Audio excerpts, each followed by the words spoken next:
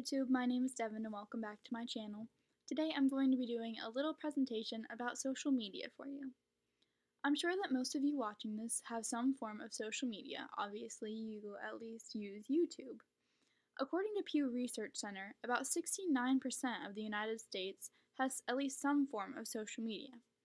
But most people check it first thing in the morning, last thing right before they go to bed, and constantly throughout the day. And this is when the problems start, because the world of social media may not be as bright and positive as you think. What is social media? Well, social media is any type of website or application that enables users to create and share content or to participate in social networking. This could be Facebook, Instagram, Pinterest, Twitter, YouTube, Snapchat, Tumblr, LinkedIn, any of them. So what makes social media a problem? According to a study from the University of Michigan, increased use of Facebook actually results in a decrease in life satisfaction. Also, social media users have substantially higher odds of having anxiety and depression when compared to non-social media users. It's also just a huge waste of our time. So how much are we using social media? Well, these charts depict social media use of the average US consumer. And as you can see, we spend a tremendous amount of time on social media. In the average person's life, they will spend over 5 years of their life on social media. How would you feel sitting in a hospital bed at the age of 85 or 90, thinking about the 5 years of your life you wasted scrolling through Facebook, Instagram, or Twitter? That's time that you can never get back. Another negative aspect of social media is that it can have a negative effect on body image. The inspiration social media accounts are everywhere, and they're being created even faster than social media platforms can take them down.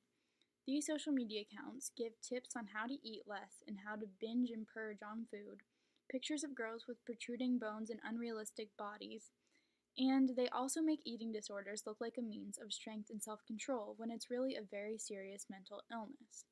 They also advocate for pro-ana and pro-mia, which are personifications of pro-anorexia and pro-bulimia.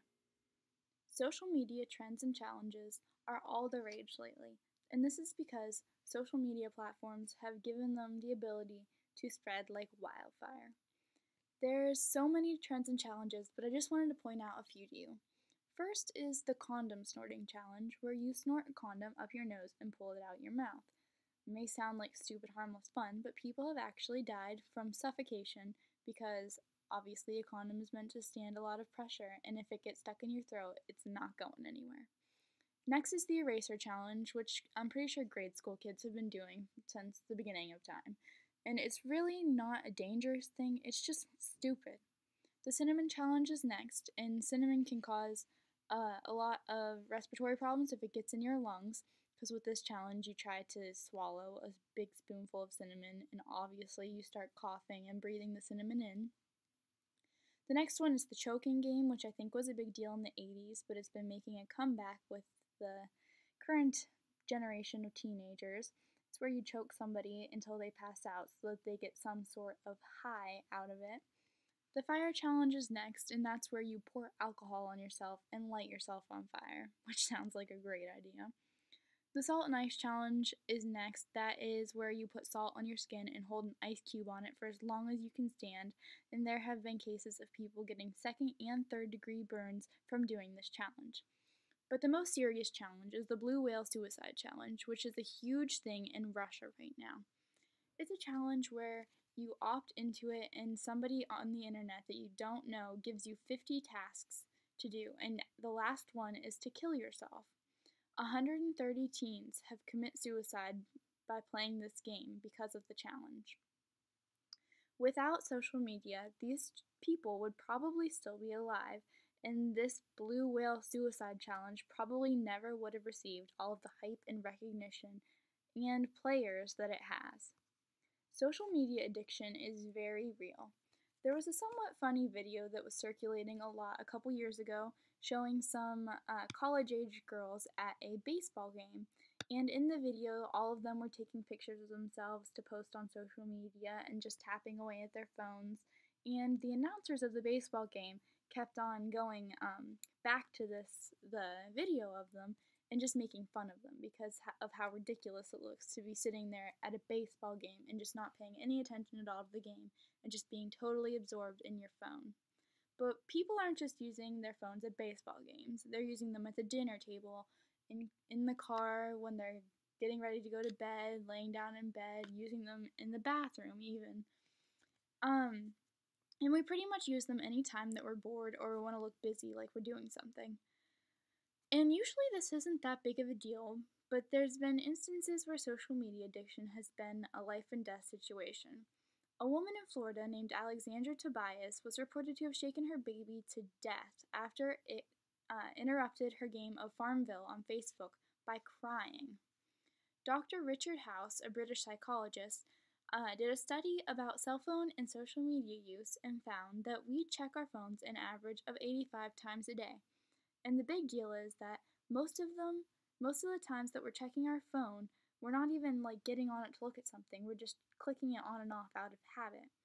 He also found that we spend about a third of our waking hours on our cell phones, mostly on social media. So, what can you do? I recommend a social media detox. Try setting a limit for the amount of time you spend online every day. That way, you're aware of the amount of time that you're wasting on social media. Also, consider getting rid of just one form of social media. Nobody needs to have a Twitter, Instagram, Facebook, Pinterest, YouTube, Snapchat, like all of those accounts. I did this about a year ago by getting rid of Twitter because it felt like just one social media, like too many. And so I got rid of it and I have never looked back. I don't miss it at all. Another thing you can do is to turn off your notifications. That way you won't be tempted to click into the apps throughout the day. Also, you could check social media with a purpose. If you're just doing it because you're bored or don't have anything to do or you want to look busy as you're sitting waiting for some class to start or something, then you probably don't need to get on it. You could also dedicate a social media free zone, like the dinner table or the bathroom or the bedroom or the car, so that you can actually spend time talking with people at the dinner table or looking out the window in the car. I also recommend finding something productive to do when you're bored so that you're not tempted to use social media as a way to entertain yourself. You could even try taking a week or even just a weekend off of social media to see how you like it. I can guarantee that you really won't miss it and that you'll have a clearer mind and feel less overwhelmed. Thank you so much for listening to this presentation and have a wonderful day.